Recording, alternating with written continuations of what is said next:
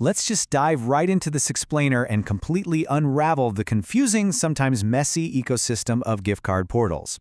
We really want to make sure you can safely access your funds because, well, we've all been there, right? You get a shiny new prepaid gift card for your birthday or the holidays, you're super excited to use it, but literally, the very first step, just figuring out how much money is on the thing, feels like navigating a digital minefield. What should be a totally simple balance check just quickly turns into this giant maze. And that leads to this incredibly frustrating situation that millions of people find themselves in right at the checkout counter.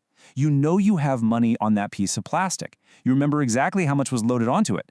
But then the register beeps, the cashier shakes their head, and suddenly you're holding up the whole line. You're totally confused, just wondering where on earth your funds went or what you did wrong. So, to save you from that checkout line embarrassment, we're going to cover 4 quick things today: the gift card dilemma, directory versus official issuer, the golden safety rules, and finally, what to do if you are declined with a balance. Starting with Section 1, the gift card dilemma, navigating the web to use your funds.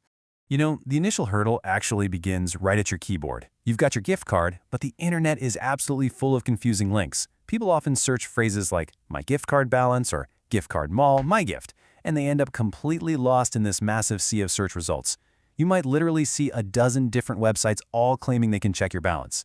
And this high-intent path is pretty tricky because users are actively trying to access their money, which makes them prime targets. Some search results are legitimate directories for sure, but others, they might just be trying to trick you. So, here's the absolute crucial point. The physical back of your card is your ultimate guide. It points you to the exact domain you need to visit. If the card carrier, receipt, or back of the card points to mygift.giftcardmall.com, that printed address should be treated as the source of truth. That is literally the golden rule right there. Before you trust some random search engine result, just flip that piece of plastic over. The text might be incredibly tiny, but that web address printed on the back, that is your safe compass. Moving on to Section 2, directory versus official issuer, knowing where you are on the web. To really understand the architecture of these websites, it helps to think of it like a map versus a destination. A directory is just the map. It's pointing you in the right direction, whereas the official issuer is your actual destination. That's where you actually activate the card. A directory site's whole purpose is just to help you find the official brand page and maybe provide some troubleshooting guides. But the official issuer, that is the only place that actually collects your card numbers, verifies the account, and shows you your real monetary balance. Which brings us to a massive zero-compromise rule, 0. A safe, independent directory site will ask for exactly 0 card details. You should never, ever enter your PIN, your expiration date, or your CVV unless you are 100% sure you are on the official issuer page. That boundary is an absolutely core part of the safety model. A real issuer portal needs your card details because it has to securely identify your account to give you your balance. A directory page doesn't activate cards or verify balances directly, so it should absolutely never ask for that information, ever. What a quality directory actually does is act as a safe jumping-off point. It maps specific brands to their highly specific official URLs, which basically ensures you don't end up on a scam site.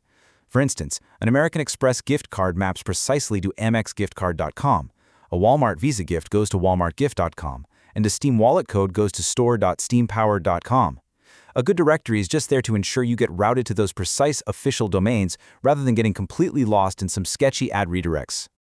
All right, Section 3, the golden safety rules, protecting your gift card data. Let's run through a fast balance checklist, which is basically a primary defense. Step 1, check the back of the card or your purchase receipt. Step 2, perfectly match the URL in your browser to what's printed. Step 3, enter your 16-digit number and security code only on that official HTTPS site. It's really that simple. Always compare the destination domain in your browser with the website printed on the physical card before you type a single thing. Oh, and you should definitely always keep your physical receipt until the card is fully activated and the balance looks totally correct online. But hey, even with those rules, you've got to stay pretty vigilant for bad actors. If a page hides the destination, or if it redirects you through these weird affiliate ad chains, or claims some random third party can magically recover your funds, close the tab immediately. Other major red flags include lookalike domains, the ones with slight misspellings, URL shorteners, and random pop-ups. Also, if a site ever asks you to upload photos of your physical card, no way. That is a massive warning sign. Keep sensitive card entry strictly on the official destination. And finally, Section 4, Declined with a Balance, Troubleshooting Checkout Failures. Okay, let's tackle the absolute most frustrating part of this whole journey. You followed all the safety rules, you know for a fact you have funds on the card, but it still gets declined at the register. Why does that happen? Well, often, the culprit is these unseen authorization padding holds. It's basically a temporary reduction of available funds by merchants.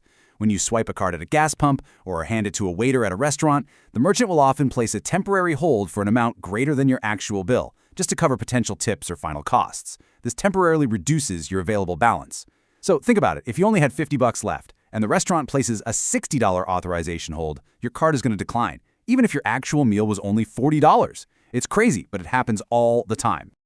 But it's not just holds. There are a few other common decline culprits. Things like a purchase total exceeding your balance after taxes and shipping, or a merchant that simply doesn't support split tender payments. Those will instantly fail your transaction. Split tender just means trying to pay a portion of the bill with the gift card and the rest with another payment method. Lots of automated checkout systems just can't handle it at all. Another huge culprit? Missing zip code registration. If you're shopping online, the merchant security system needs a billing zip code to match the card. If you haven't registered one, boom, you'll get declined. Luckily, to bypass these hurdles, you can just adapt your behavior a little bit. If you have an online zip mismatch, simply go to the official portal printed on your card and set up your profile. Easy. For those annoying gas station holds, just walk inside and tell the cashier the exact dollar amount you want to pull from the card. They can run it for exactly that much. And if you're trying to sign up for a free trial or a recurring subscription, just keep in mind that those merchants frequently block prepaid gift cards entirely, so you're probably going to need a completely different payment method for those. Ultimately, if your balance is mysteriously missing or an unrecognized transaction appears and the online systems are just totally failing you, your most secure fallback is to completely skip the internet. Pick up the phone and dial the official number printed right there on the back of your card. You should never send your card details through some random online contact form or an email if you see an unrecognized transaction, a locked account, or a missing load. The internet is a fantastic tool for quickly checking a balance, sure, but it can also be a total maze of misinformation. So I'll leave you with this. The next time your card acts up, are you going to guess in the dark corners of the web, or will you trust the one true source of truth you are literally holding right in your hand?